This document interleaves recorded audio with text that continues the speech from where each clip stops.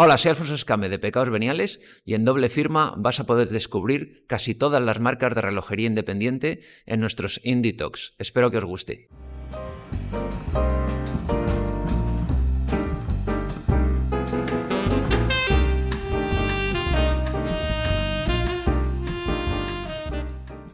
And welcome to a new chapter of Indie Talks. In these new interviews for Indie Talks at Doble Firma, we have with us a reputed watch designer who has worked for many watch brands.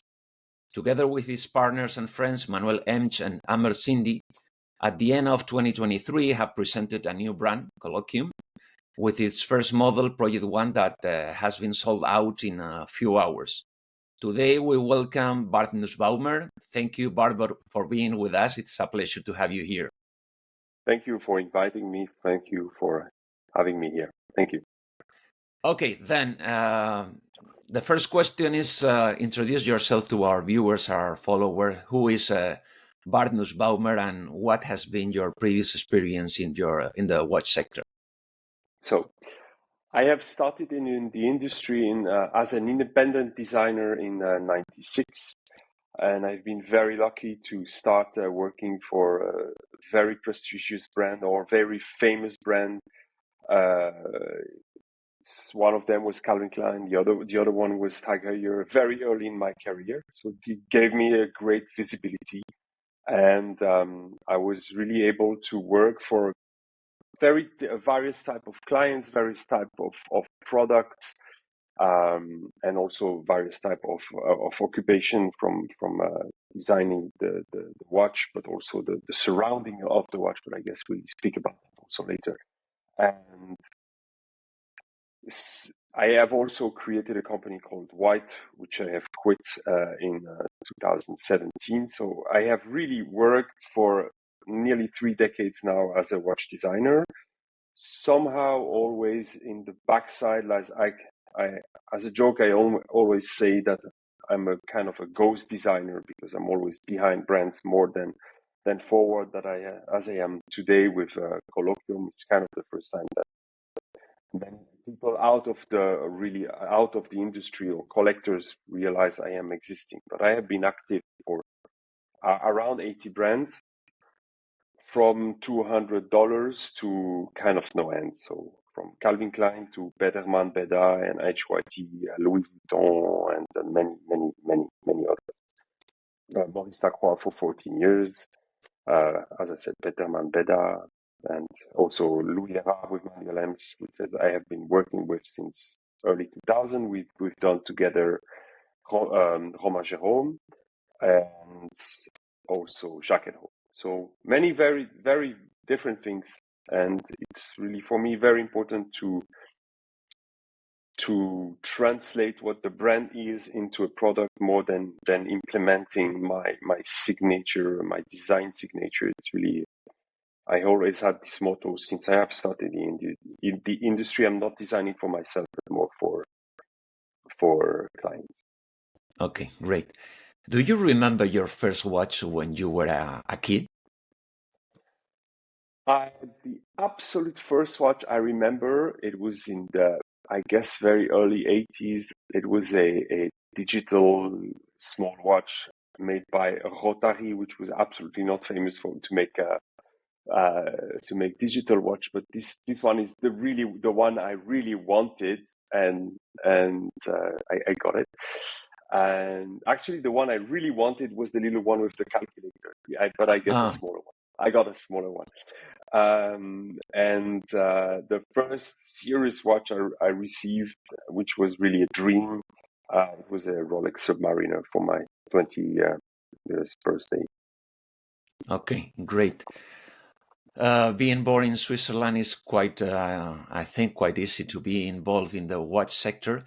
But when do you realize that you wanted to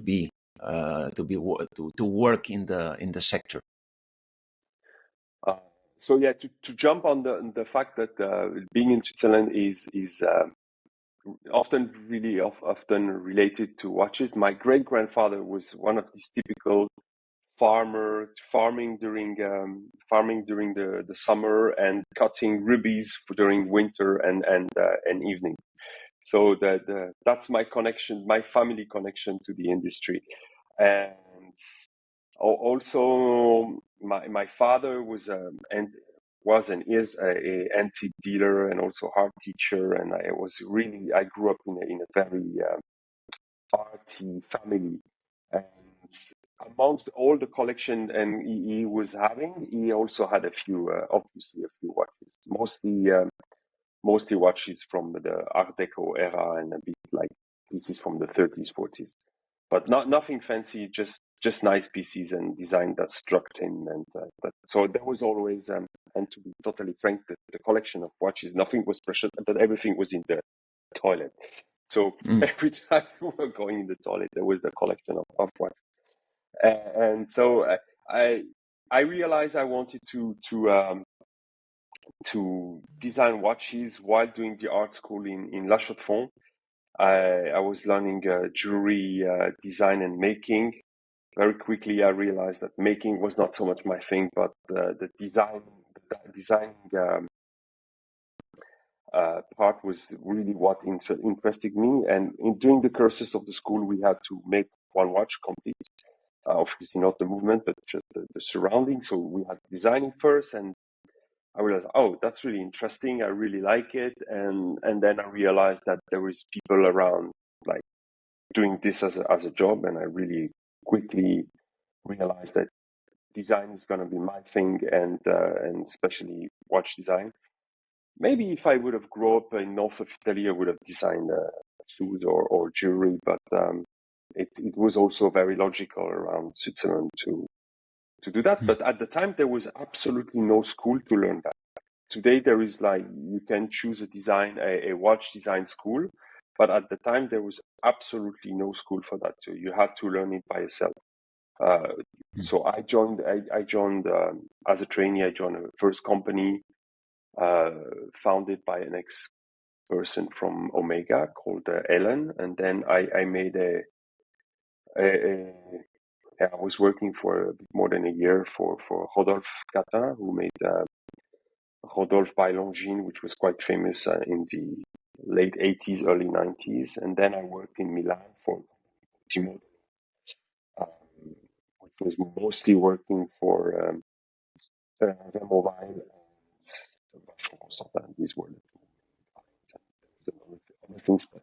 And this one was definitely the most interesting, and but Okay. I was not made to be an employee, so I had to be freelance as soon as possible. So by the age of 24, I founded my first company. Okay. Here at the Indie Talks, we have had watchmakers, CEOs or owners of brands, but you are the first watch designer that have as an interviewee. How is the work of a designer in the watch industry?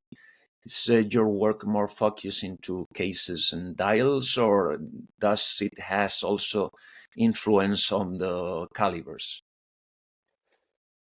So my job is really to work on watch from A to Z, but I don't work on the technical side aspect of the movement, but I can get the movement. For example, Peterman Beda, I help them designing the aesthetical part of their chronograph rattrapant movement. It was really a ping-pong relationship between their idea, what I wanted, where I thought we could go, and what was possible. It's a crazy movement with I believe 339 pieces. So a lot of work. It was really quite demanding, but also a very, very great challenge. And to be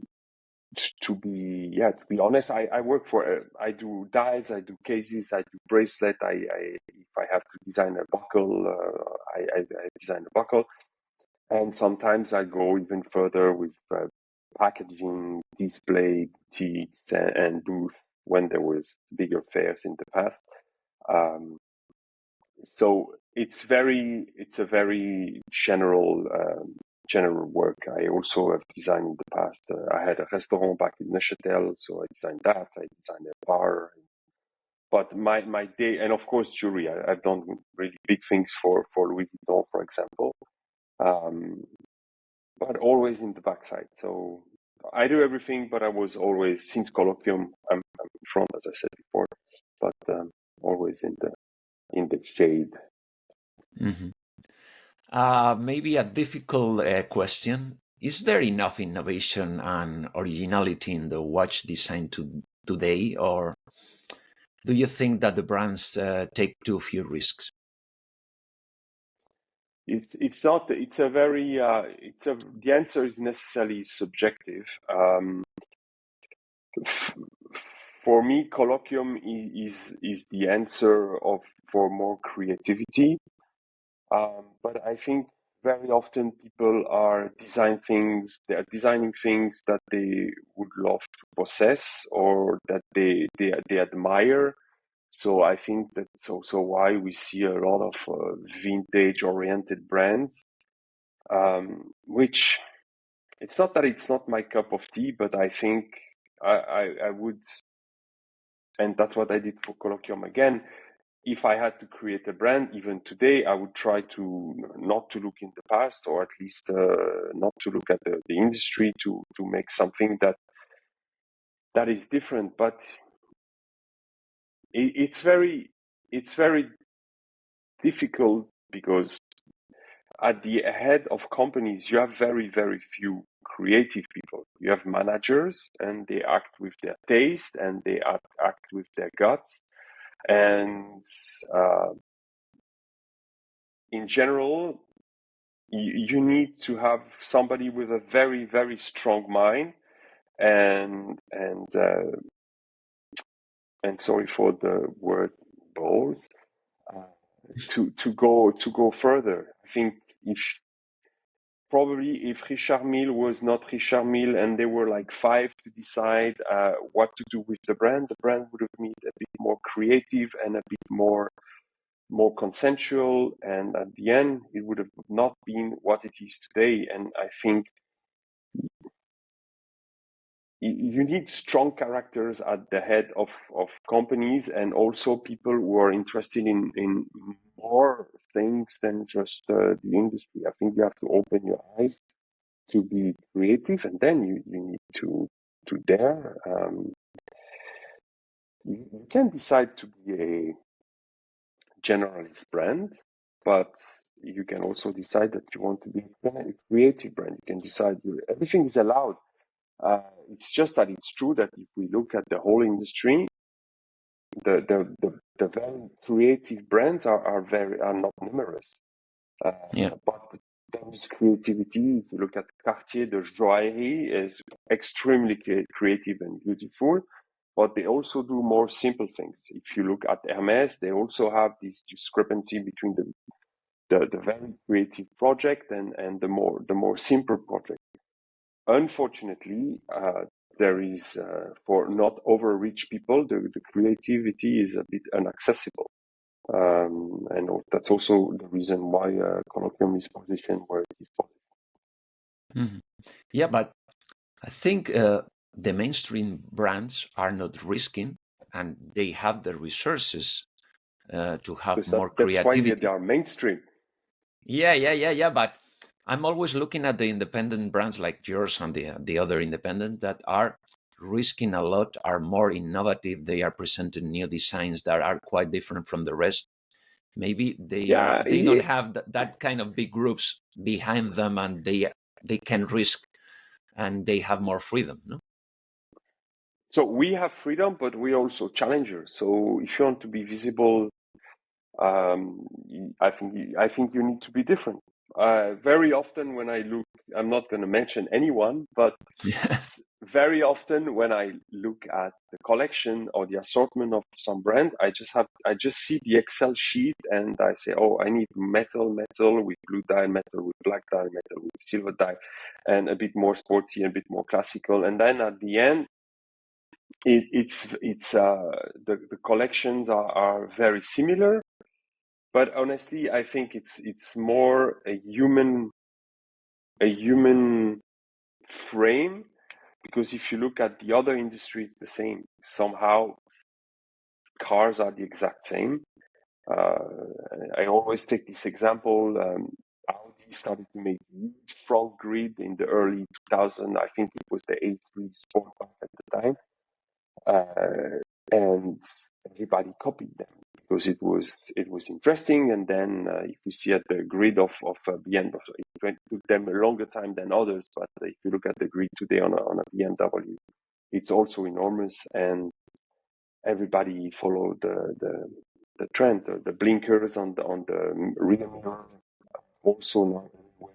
And it was Mercedes who invented it, or implemented it. So I think it's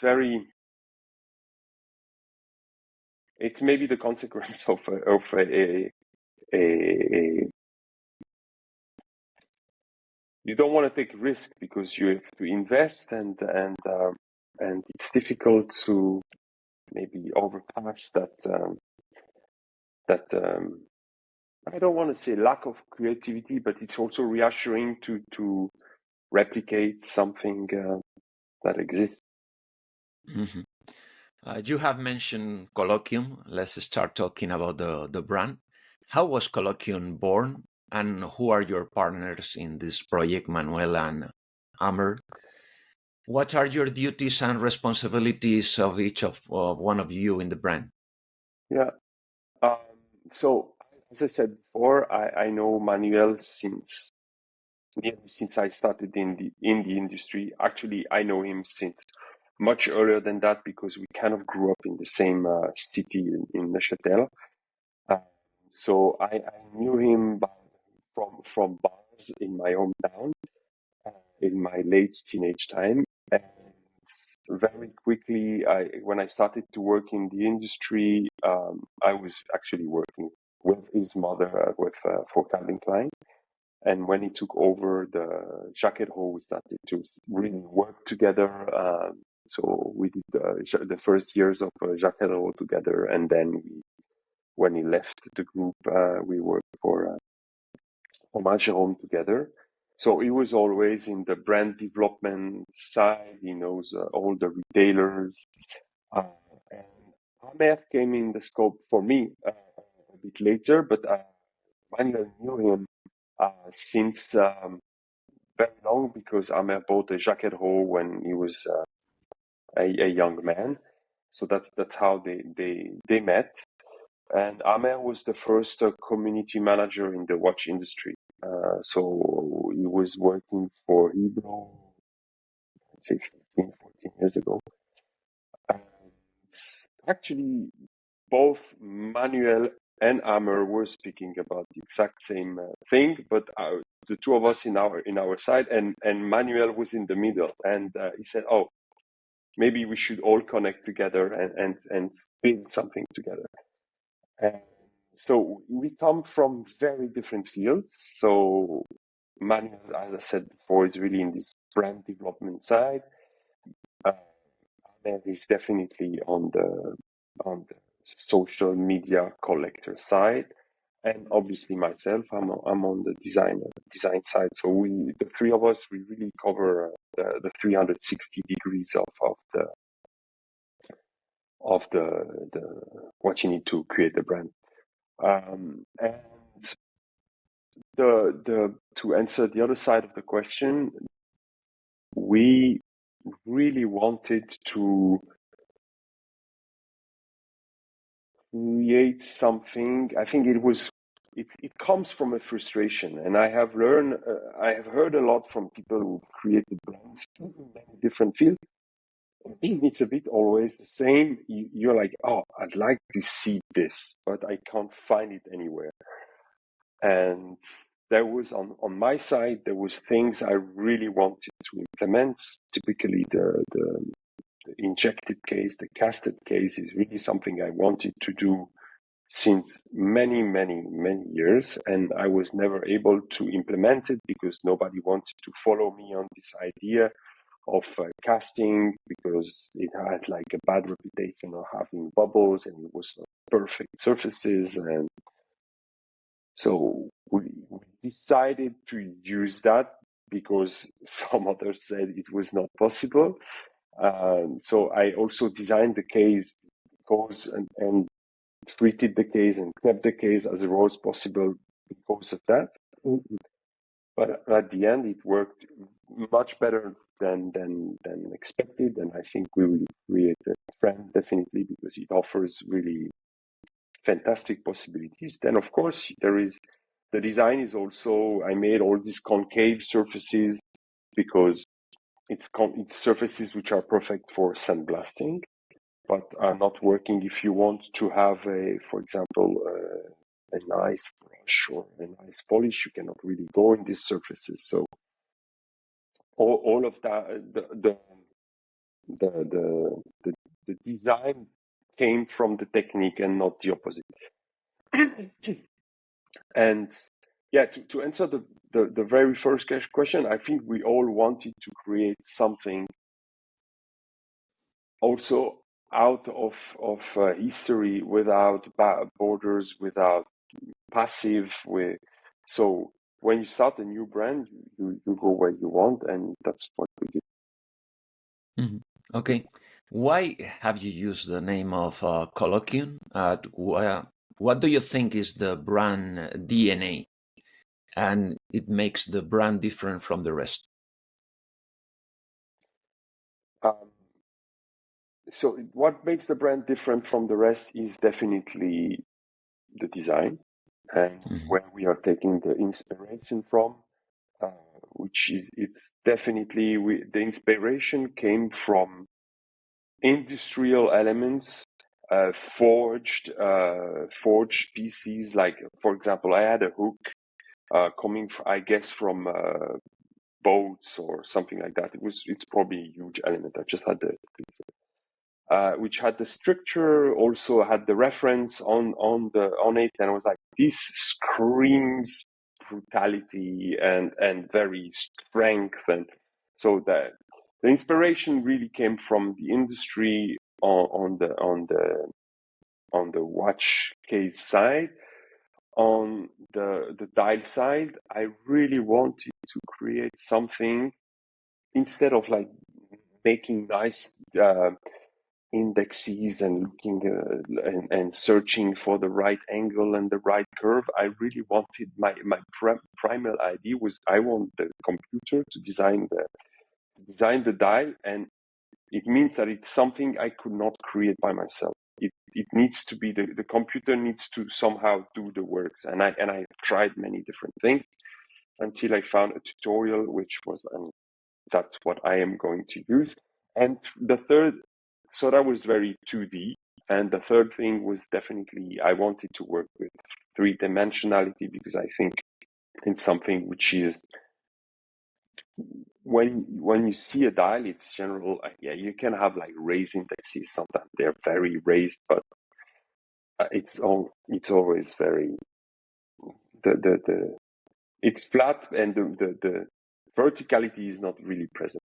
So I really wanted to play with 3D. I always had, so I not everybody knows, but I have designed the H20 and H0 for HYT, which was kind of an old dream I had, of being able to dive into the dial and like lose yourself, not only like this, but also when you see the dial from the side, there is things to see which maybe you could not see from the beginning. And I think H2, I have blank now. I think it's H20, which is the skeleton under this doom glass, is really the quintessence of that, because you can see the movement from, yeah, of course you see a dial and you see the time from top, but if you look from the side, you see a second layer or a fourth layer of information. And this is something I had in mind since long. So for me, creating a watch and 3D effect was definitely on the dial, was definitely something important. The last thing, which is also important but less visible, is the bracelet is the strap is flexible, it is also something I had in mind since very long. I think the most comfortable bracelet I ever had was the Fixoflex from Swatch at the time. And I was always obsessed with the idea of having like a slightly sensible elastic strap.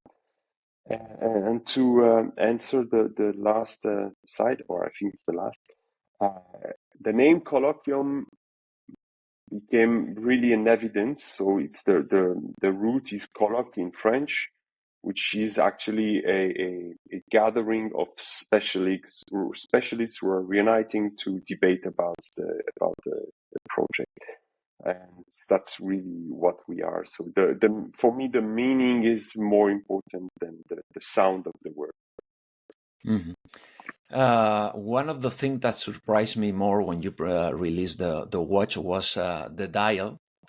It reminds us like the pin art screens that from the 80s that we play when we were kids. Yeah. Why this kind of design, and how many pins we can find in the dial? So there is 468 pins on the dial, which is probably a world record. But we're not chasing that world record.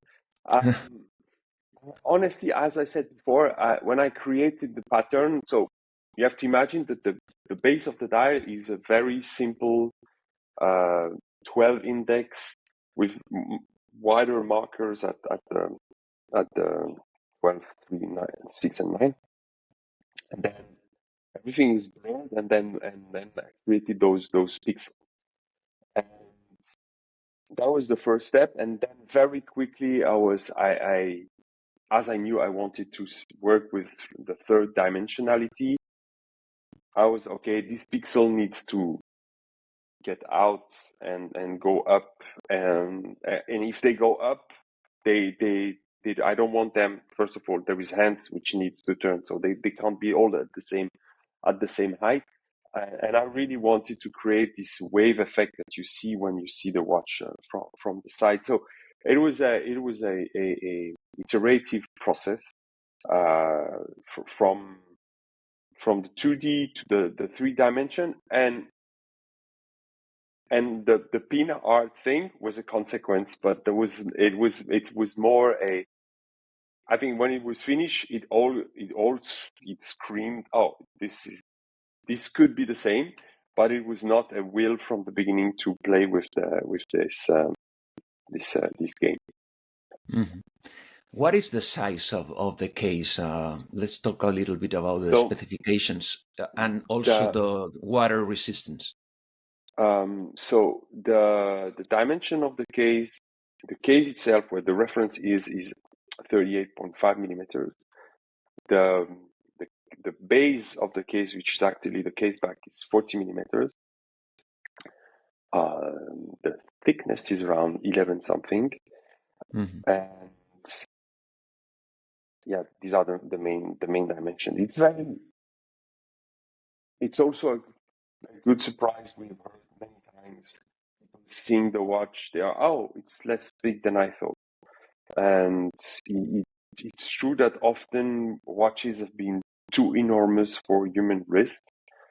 And I think I have a very small wrist, and I like to wear small watches, and for me this era of 45, 46, 47 is gone, way behind. Thanks God. Do you think that the trend is reducing the size of the cases? I think there is still two schools.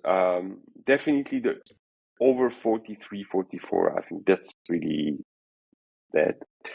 But there is still markets where people have bigger wrists than others.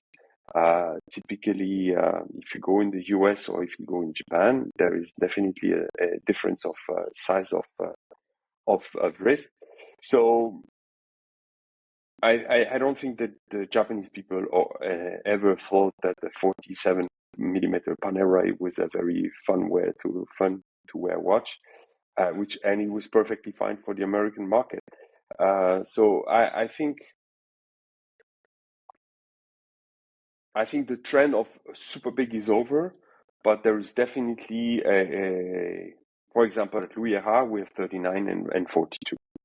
And for me, 39, 40 is the right size for our type of project. We are not like Peterman Beda. We want to speak maybe to a broader audience or less connoisseur audience, and we want to, I think, around 40 millimeters is the right size. And if you're a collector in the search of like the watchmaking from the 60s it's more right 38. But when I started in the industry, a men's watch was 33 to 34. And when the first I bought myself a Portuguese, I think 2000, which was my dream watch at the time, and it was enormous. Like, people were looking at the watch and they were, oh wow, what is that thing? And when Panerai came, where it was like everybody was blown up. But honestly, I could never wear one because it was way too big for me as a offshore, for example. I remember when I was young that the blow at that time it was 34 or 35 millimeters. But now I see that the younger generation now, I don't know, it's a wave of fashion that they are looking for more smaller case watches between 36, 34. For me, 36 to 38. For me, the perfect size is between 38 to 40. Yeah, so I cannot generalize what the youngs are looking for. I am also in the same, as I said before, I'm also in the same size. I think it also depends on what type of case you have, because if you have like a very big opening, maybe a 39, it looks already big, and then if it's over, for example, the Portuguese is a good example. I think it's 41.5. It looks very big, but you can have like a watch with a smaller opening. For example, the new Submariner, which I think is 41, doesn't look as big as the Portuguese. And it's nearly the same size. There are two variants of the Project One, A and B. And what are the difference between these two models, these two variations? So the A version was the family and friends edition, which we sold mostly to family, as manual say, family, friends, and fools. And this one had the orange hand and was glowing orange in the dark. So the Super Luminova was orange. And the new edition was, the B edition, so this is the one we opened to public, has a blue Super Luminova and no orange hand. And we plan to play around the same concept now for a few soon. Okay. What kind of calibers do you use in your first model, in the Project One? Well, sorry, what did you? The caliber, the movement that you are using. What? So the caliber is a quick solved problem, because if you want to be at an affordable price point, you don't have much options. It's either ETA, Selita, or today La Jouperet. And ETA was for us a no-go. We didn't want it to use their caliber, not because it's not good, but because we think it's too much used. Or Selita is also a great company, but it's also more on the industrial side, and there was only one left, which was La Jouperet, which is a much smaller company, much smaller quantities, serving mostly independents. Max Busset is also using it for the MAD edition. And I think it's a great option. It's also out of the three companies I mentioned, it's the only one making high-end and serious movements. So it was a clear benefit, and I was about to forget the most important. It's also out of the three companies we could access, it's the only one offering a 68-hour core reserve. So it was also very important in our selection. Mm-hmm. And we decided, as the whole project was about roughness and brutality or brutalism, we decided to take the movement as is with zero finishing. So it's the most simple. I actually have one here. It's exactly how it is inside. So it's super simple, sandblasted, fitting perfectly. You can't see it obviously, but it's fitting the spirit of the project. Mm-hmm. Barth, what is your total production of watches right now? Today, Yeah. you mean for Kollokium? So far we have made 300 pieces total. So the first edition was project, yeah, the project 1A was 99, right? exactly, and the second one was 899, and we have a new edition coming in September, which is going to be around the same size. Mm-hmm. Can you tell us? It's going to be a new iteration of the project one. Yeah. We have many things in the pipe. We have a brand new product, all new product for next year, if it works.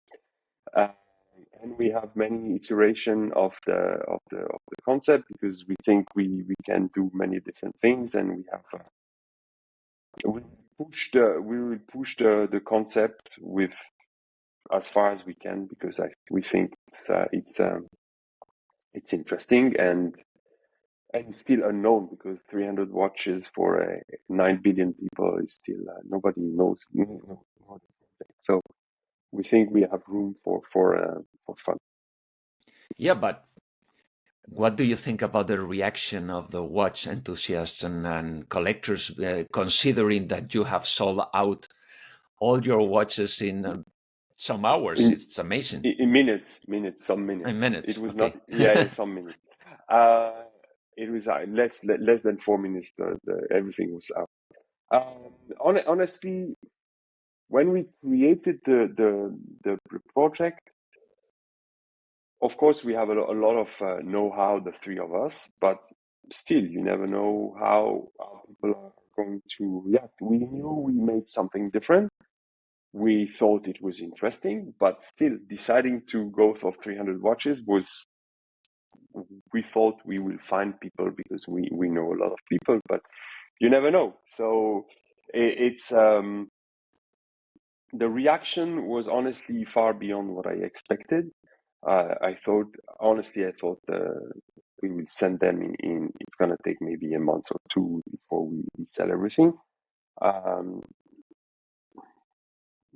was overwhelmed by all the compliments and all the people following the project, and we have a lot of collectors which are like serious players, like people owning a Patek Philippe, a Royal Oak, and etc., like serious pieces. And yeah, I was kind of blown away, the reaction we got. And the best reaction was, for me, one thing which I forgot to say, and I tend to forget because it became normal. But the first reaction was like, it reminds me nothing, and for me that was the most important. The worst thing I could have heard is like, oh, it reminds this piece from this era. This would have been.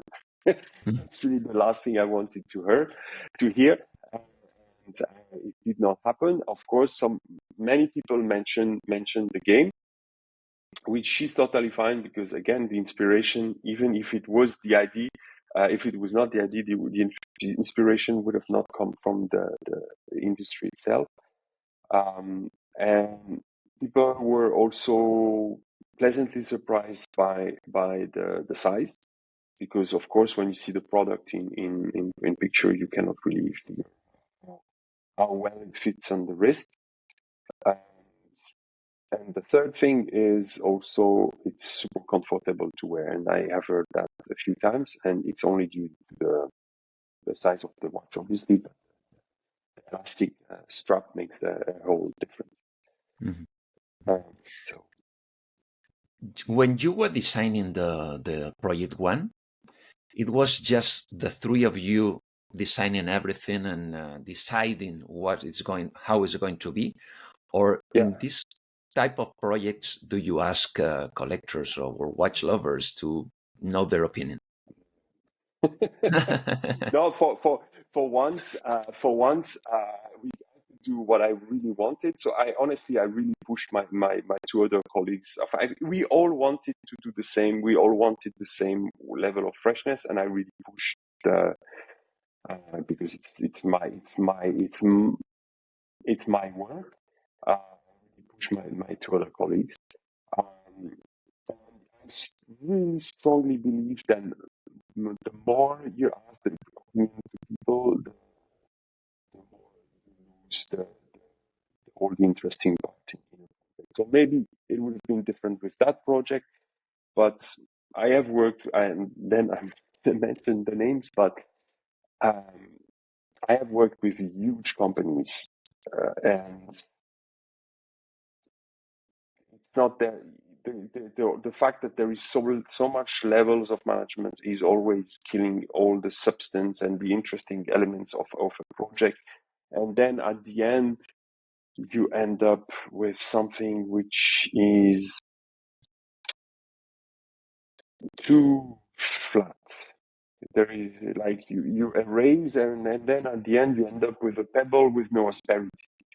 And that's exactly what I didn't want it. So that I did not. And anyway, it's hard to find people who are really. You always judge with your taste, so it's very difficult to get an answer which I would feel constructive. So I, to be honest, and to re-answer your question, I did not listen to anyone. Of course, we had desires. We had for a while, we had a more simple design for the dial, which was interesting, but more simple. That Amer challenged me to go further, and but yeah, that's it. That's the only challenge I can recall. Mm-hmm.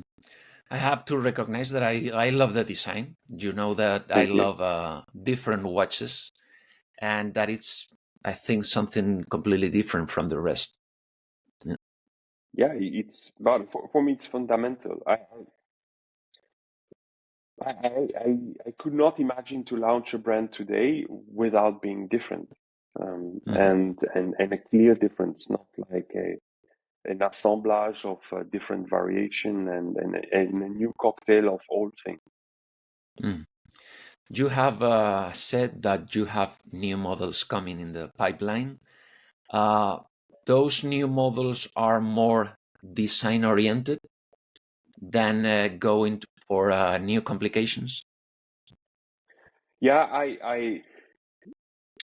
so far I think there is so much we can say with design that I don't think we need to go that classical road, or let's make a chronograph, let's make a moon phase, let's make a this and that, and then we have covered the Excel. I'm going back to the same Excel sheet, and we have the chronograph, we have the diver, we have the this, we have the that, and then we are set. We're a good brand now. We've done our homework.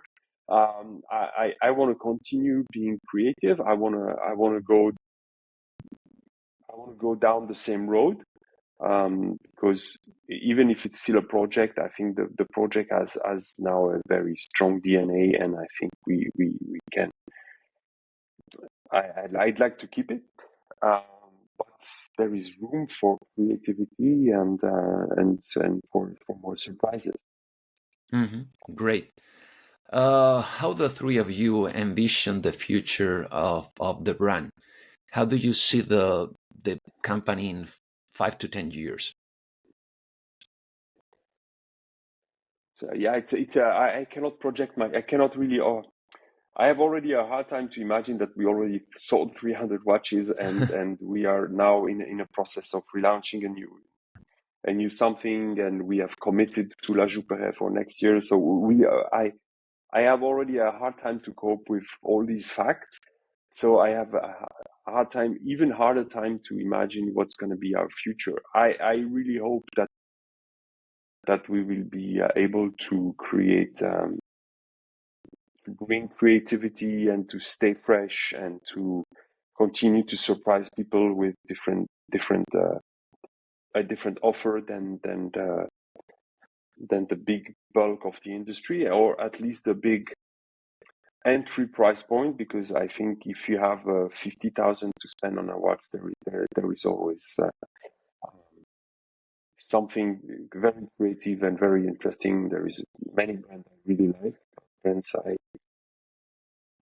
can't afford, like between or brands like that are brands I really respect for their creativity and their also their uniqueness. So I would love to be able to focus more also on my project and have more time to develop crazier things, different things, and so I hope we're still around in 5 years. Okay, great. Now that you have sold all your watches, you are only selling them online. Maybe it's too early, but would you think about having retailers around the world? Yeah, it's in the pipe. It's in the pipeline. Not much, very, very limited, but it's in the pipeline. The next series is going to be most probably be able. Mm-hmm. You will be able to find it in shops. Okay, it's good to touch them. Yeah, I think it's important. They will probably fly like hotcakes, but unfortunately, we should do the same than Rolex for display only. What is the price of the Project One? The price of Project One was so the first piece was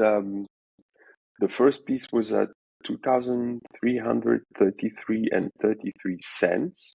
That was the friends and family. The latest one was at 2,666 and 66 cents Swiss franc, and excluding taxes.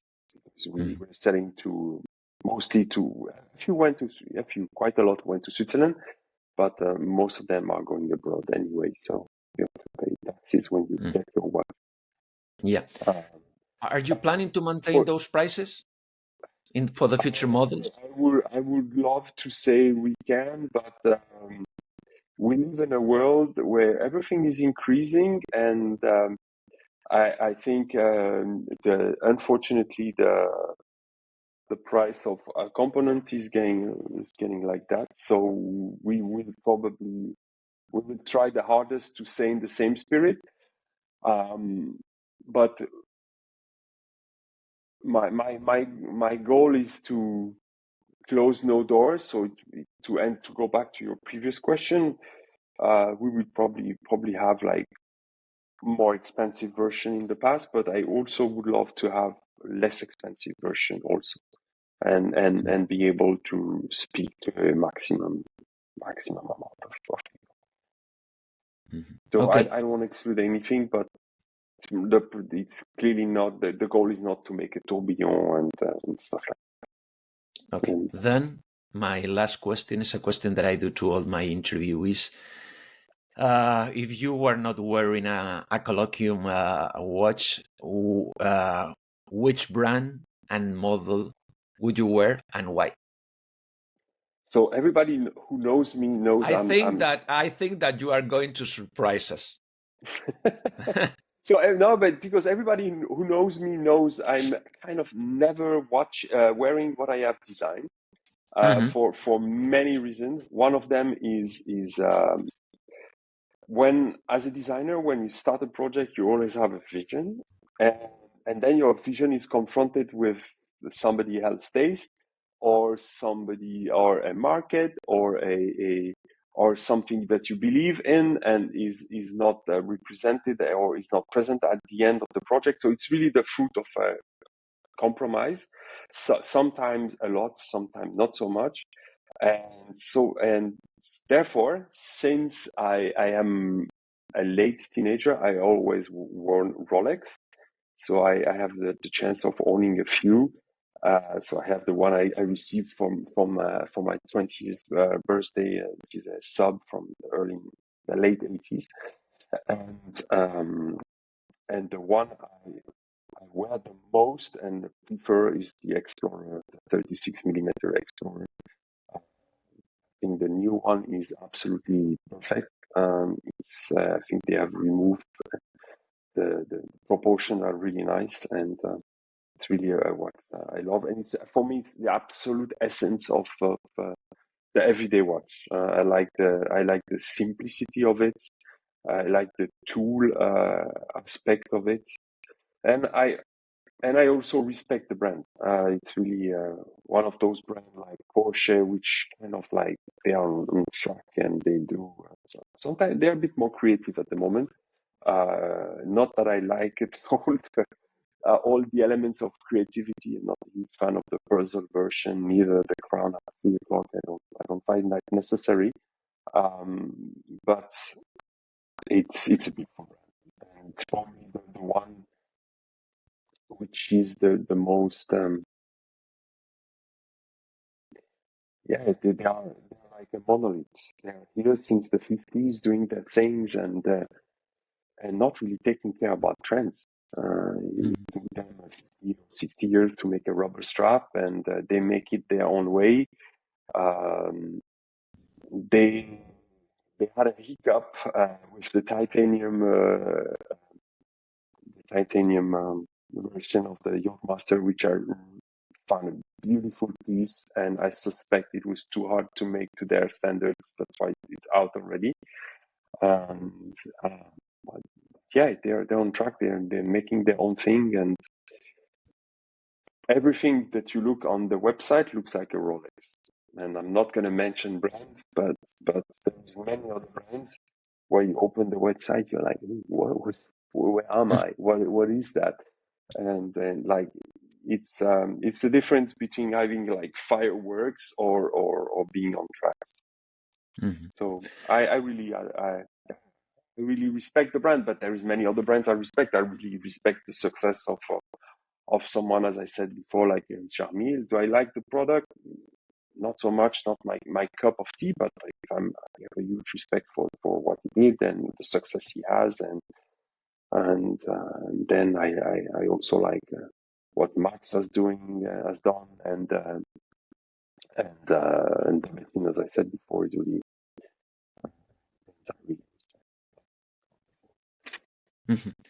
Okay, Barth, thank you so much for being with us here at the Indie Talks Doble Firma. It has been a pleasure. Hope to see you very soon with a new project coming in a few months. I hope to see you in Geneva Watch Days in a few weeks. I guess you're coming. No, most probably I'll be in a holiday, and then I will be for the Milano Watch Week. I'll be there in Milano. Hope to see you there if you are attending. I should come. I should definitely come. Thank you so much. Thank you so much.